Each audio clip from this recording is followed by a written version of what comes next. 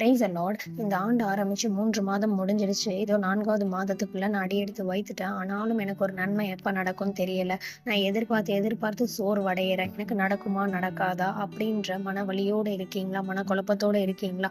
உங்கள தைரியப்படுத்த கர்த்தர் இப்படியா ஒரு வார்த்தை சொல்றாரு. அவர்களுக்கு நன்மை உண்டாக நான் என் கண்களை அவர்கள் மேல் வைத்தேன். ஆமென்.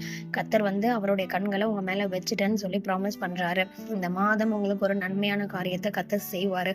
அவர் உங்களுக்கு என்ன கொடுக்க சித்தம் வைத்திருக்கிறாரோ அதை இந்த மாதத்துல கொண்டு வந்து கொடுப்பாரு. நேர்த்தியா எல்லாவற்றையும் செய்து முடிப்பாரு. அவர் மேல இருக்க நம்பிக்கை இழந்துராதீங்க, விசுவாசத்தை இழந்துராதீங்க.